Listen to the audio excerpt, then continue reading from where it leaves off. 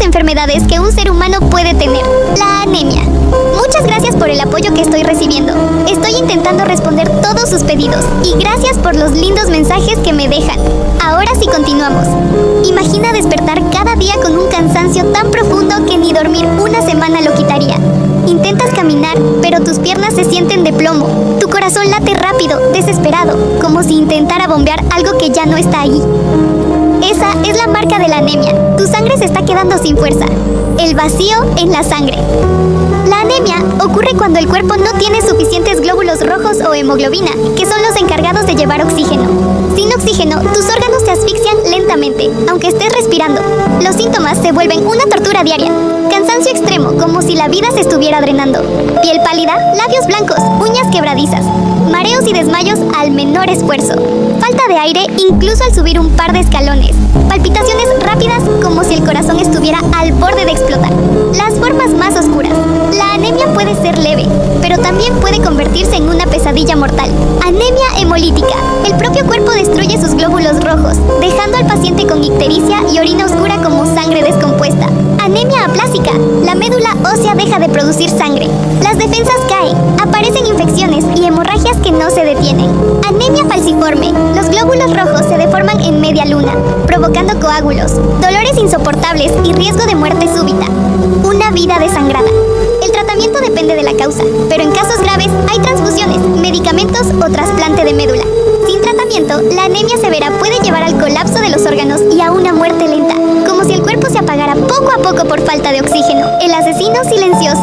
La anemia no siempre llega con sangre o gritos, sino con un cansancio infinito que se vuelve parte de ti. Lo más aterrador es que parece algo común, pero en su forma más cruel puede acabar con la vida gota a gota, como si tu sangre se secara desde dentro. Cuando tenía 12 años me levanté para ir a la escuela. Era un día normal. Me bañé, me puse mi uniforme y bajé a desayunar con mi familia. Luego de esto mi papá me llevó a la escuela igual que todos los días. Las primeras clases eran mis favoritas y durante el recreo siempre la pasaba muy bien jugando con mis amigos. Pero para cuando llegaba la clase de matemáticas todos ya estábamos muy cansados y aburridos. Solo que este ya era el último día de clases y las clases de matemáticas nos tocaba durante el último periodo. Por lo que todos estábamos en el filo de nuestros asientos, ansiosos por las vacaciones de verano. Además de que al ser el último día no teníamos mucho que hacer, y mi profesor dijo que como habíamos sido tan buenos alumnos durante todo el año, ese día veríamos una película, y fue por una televisión del aula de audiovisual. La verdad es que él era un profesor muy bueno. Todos decidimos ver Crepúsculo, pero mientras veíamos la película, de hecho recuerdo el momento exacto. Fue justamente cuando Edward detiene un automóvil que está a punto de impactar a Bella. Fue en ese momento cuando la voz del director se escuchó por las bocinas. Por su voz parecía estar verdaderamente aterrado, lo cual era súper raro, ya que él era una de esas personas que parecen no tener emociones. Comenzó diciéndole a los profesores que esto no era un simulacro y que hicieran lo que él decía al pie de la letra antes de comenzar a dar instrucciones. Ordenó que todos se encerraran en sus aulas, guardaran silencio y que no abrieran las puertas para nada. En ese momento sentí escalofrío por todo mi cuerpo, mientras veía cómo mi maestro, quien siempre estaba relajado, seguía con pánico las instrucciones del director, y luego apagaba las luces antes de llevarnos a todos a una esquina del salón. Todos estuvimos ahí en silencio por alrededor de unos 5 minutos antes de que el sonido del aire acondicionado del salón se detuviera, indicando que alguien había cortado la electricidad de la escuela. Volteé a ver a mis amigos y todos estaban asustados. Sabíamos que algo malo estaba sucediendo. Unos minutos después pudimos escuchar a un hombre gritando con todas sus fuerzas. El sonido se escuchaba cada vez más fuerte. 2 de mis compañeras comenzaron a llorar al escucharlo, lo que nos asustó a todos aún más. Mientras el sonido se acercaba más y más, el hombre que lo estaba haciendo comenzó a golpear en las paredes y las puertas de las aulas por donde pasaba, mientras gritaba: "Acabaré con todos ustedes, no dejaré a uno solo". Fue en ese momento en el que empecé a temer por mi vida. El profesor nos hizo señas de que nos calláramos y todos volteábamos a ver a los demás para tratar de entender cómo se sentían. El golpeteo empezó a sonar en la puerta de nuestro salón y una de las niñas que estaba llorando gritó con todas sus fuerzas de lo asustada que estaba. El hombre empezó a golpear la puerta con más fuerza mientras gritaba: "¡Abran!". Entonces varios de mis compañeros comenzaron a llorar desconsolados. El sujeto siguió golpeando la puerta, por lo que supongo fueron un par de minutos, pero se sintió como si hubiéramos pasado años ahí encerrados. Luego siguió su camino por los pasillos gritando frenéticamente hasta que por fin dejamos de escucharlo. Luego de unas horas, o tal vez fueron solo un par de minutos, pudimos escuchar nuevamente la voz del director por los altavoces.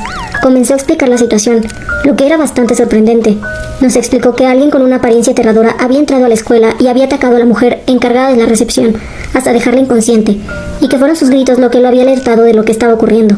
pero que no estaban seguros si el sujeto se encontraba armado o no.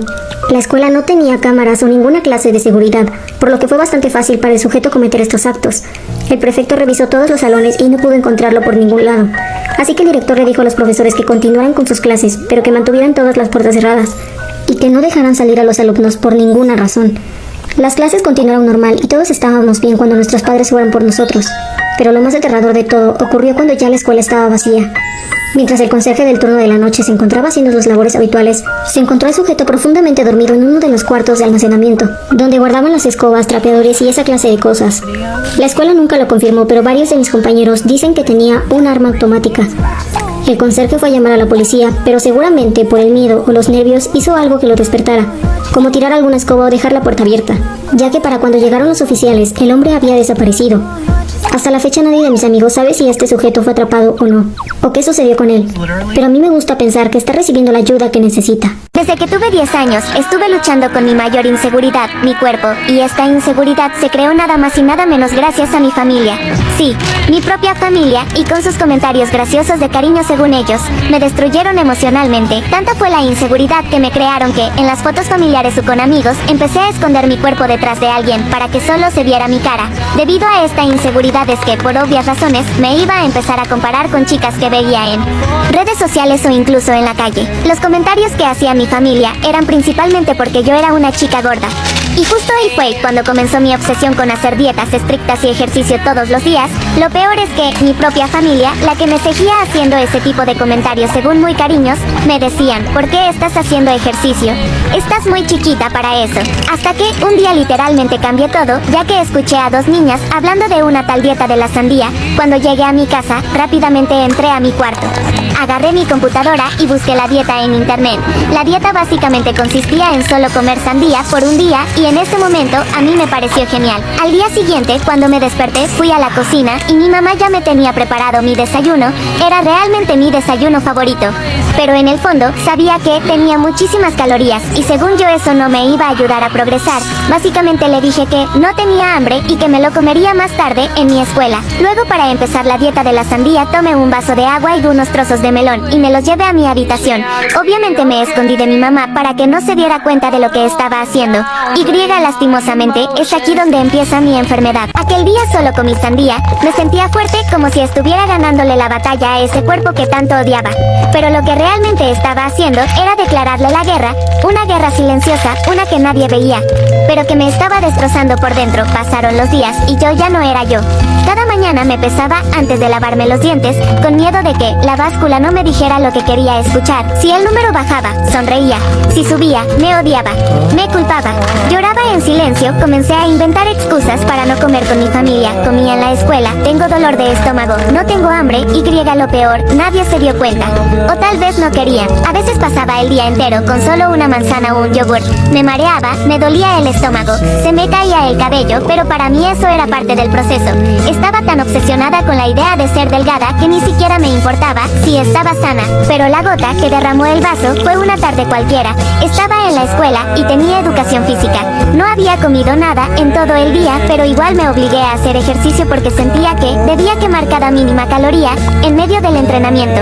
Todo se volvió borroso, escuchaba voces lejanas, sentía que me estaba desvaneciendo y de pronto todo fue negro. Desperté en la enfermería con mi mamá al lado, preocupada, y cuando abrí los ojos, lo primero que me dijo fue, ¿pero por qué no comiste? ¿Qué te pasa? En ese momento quise gritarle, me pasa que me enseñaron a odiar mi cuerpo. Que todos esos chistes que hacían de mí se convirtieron en heridas que sangran en silencio, pero solo guardé silencio. Como siempre, ese día me diagnosticaron desnutrición, Y también ansiedad, Y también depresión, porque sí, mi enfermedad no era solo física, era mental, emocional, silenciosa, y empezó en mi propia casa. Después del desmayo, las cosas parecían mejorar. Mi mamá me empezó a cuidar más, ya no me dejaba sola ni un segundo y me obligaba, sí, literalmente me obligaba a comer, aunque fuera un poco. Pero nadie entendía que lo que más necesitaba no era un plato de comida, era que alguien me escuchara, que alguien me viera de verdad. Comenzaron las visitas al psicólogo, las primeras sesiones fueron un infierno, me preguntaban cosas que ni yo quería contestar. Me hacían recordar cosas que me dolían más que el hambre. Y aún así, fingía estar bien, fingía estar mejorando para que me dejaran tranquila, pero por dentro la voz seguía ahí, esa voz que me decía, no comas eso, vas a engordar, mira cómo se te nota la panza, ella es más bonita que tú, si no bajas de peso. Nadie te va a querer. Y lo peor de todo era que esa voz tenía el mismo tono de mi familia, de mis tías, cuando decían, ay, qué cachetoncita estás, mi amor, de mi abuela, cuando soltaba un, a tu edad, yo era flaquita y con cinturita, de mi papá, cuando se reía y decía, a ver si ya bajas la pancita, no era una voz imaginaria, era el eco de todos esos comentarios que escuché desde que tenía 10 años. Hubo una noche en la que toqué fondo, estaba sola en mi habitación, llorando con la almohada apretada contra mi cara, me sentía vacía, literalmente vacía, no podía dormir, tenía frío, me temblaban las manos, fui al espejo y me miré, estaba más flaca que nunca, mi ropa me quedaba grande, los huesos de mis clavículas se marcaban, mis ojos estaban apagados, y aún así, ¿sabes qué pensé? Aún no es suficiente. Fue en ese instante, ese momento de verdad, donde algo en mí gritó tan fuerte que por fin pude escucharlo. No quiero vivir así, no puedo más. Y ahí empezó el verdadero cambio. No fue de un día para otro, no fue fácil, pero fue real. Fue en ese momento cuando tomé el cúter y pues creo muchos ya saben lo que pasó. Sobreviví, pero las marcas quedaron para siempre. ¿Cómo un grupo de K-pop pasa de esto?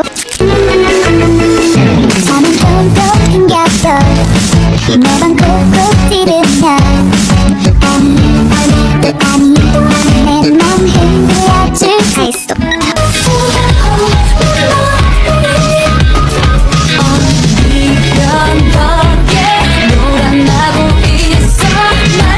Y es que la respuesta no es que los miembros querían probar un nuevo concepto o querían algo un poco más maduro, sino que este radical cambio se debe a la ambición de una empresa. Hoy en Casos Turbios del K-pop hablaremos del grupo Stellar. Y es que Stellar inició como un grupo con un concepto bastante colorido.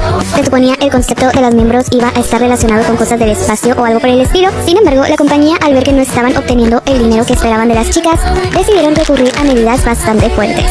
Y es que probablemente ustedes han visto grupos de chicas en los que gradualmente van aproximándose a un concepto cada vez más maduro.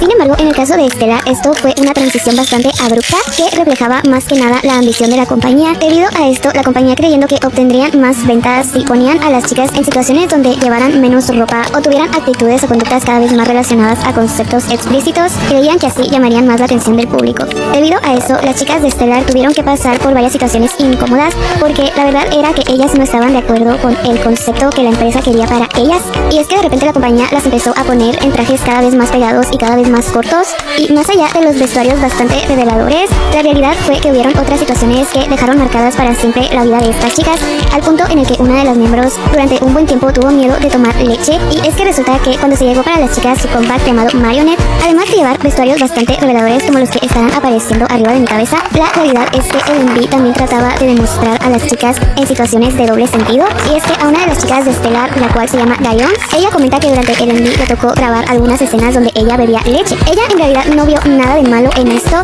simplemente la pusieron a beber puesta líquido y procedieron a grabarla de varios ángulos. Sin embargo, ella no se esperaba que a la hora de ver el video musical ya finalizado se toparía con escenas que dan a entender otra cosa. Ahí fue donde Gayon se dio cuenta de que todo este tiempo la persona a cargo del MV y las personas que trabajaban para la compañía sabían exactamente lo que estaban queriendo hacer con las escenas de Gayon tomando leche en un primer plano. Debido a esto, Gayon quedó bastante traumatizada al punto en el que por varios meses no podía ni siquiera tomar leche porque volvía a sentir mucha incomodidad. Otra situación bastante fuerte es que para otro de sus comebacks, un comeback llamado Vibrato, si ustedes ven el MV se darán cuenta de que hay muchas imágenes en doble sentido, además de que hay muchos acercamientos hacia los cuerpos de las chicas, y además de todas estas cosas, los miembros llegaron a decir que lo que más las hacía sentir incómodas eran los vestuarios. Y es que para las fotos promocionales de Vibrato, las chicas tuvieron que usar unos vestidos que estaban como que descubiertos de las piernas, y ellas solamente llevaban debajo ropa interior bastante pues delgada, o sea TANGAS. Una vez que terminó la sesión de fotos, las chicas enseguida le comunicaron a la empresa que no les agradaba la idea de que dichas fotos salieran a la luz, que esas mejor las eliminaran y pusieran otras. Y pues la compañía, tratando como de ser comprensivos, les dijo a las chicas que las fotos que les acaban de tomar con los vestuarios que las incomodaban tanto no las iban a estar utilizando. Sin embargo, la compañía otra vez les mintió porque usó exactamente esas fotos donde ellas llevaban los vestidos como que descubiertos y esa ropa interior bastante delgada, y utilizó dichas fotos como las fotos conceptuales del comeback. Obviamente todas estas cosas, todas estas mentiras y el hecho de que la empresa cada vez fuera rebasando los límites hizo que las chicas terminaran dejando el mundo idol. Y es que probablemente ustedes no conocían el grupo Stellar, pero considero que era un grupo que tenía una gran fan base. O sea, a pesar de no ser tan conocido, considero que tenían muchos fans fieles, y eso lo prueba porque cuando la compañía llegaba a hacer como una colecta para financiar comebacks, ponían, no sé, una meta de $35,000 y la meta la cumplían prácticamente en muy poco tiempo. Y no solamente eso, sino que duplicaban dicha meta, siendo Stellar uno de los grupos con el récord en Mixstar. Y si no saben qué es Mixstar, prácticamente era como una página donde fans podían donar para financiar los comebacks de ciertos grupos. Y bueno, además de todas las cosas que ya les dije, las chicas de Stellar, ya muchos años después de su desintegración, llegaron a decir que además de todas las situaciones incómodas a las que estuvieron expuestas, esto les generó muchos traumas en el presente. Debido a eso, durante un buen tiempo, algunas de las chicas de Stellar les daba miedo como que mostrar su cuerpo, y por eso solían usar playeras de manga larga o trataban de estar lo más cubiertas posibles, sintiéndose avergonzadas por la forma en la que fueron retratadas. Las chicas también llegaron a decir que la empresa les pagó muy poco, a pesar de que ellas sabían y se daban cuenta de que la empresa obtenía bastante dinero con ellas. Aún así, las chicas decían que no llegaron a ganar más de $110 al mes. Y bueno, si tú sabes algo más sobre este grupo o algún dato que te gustaría añadir, lo puedes dejar en los comentarios. También me puedes dejar sugerencias para un siguiente video. Nos vemos en una siguiente parte.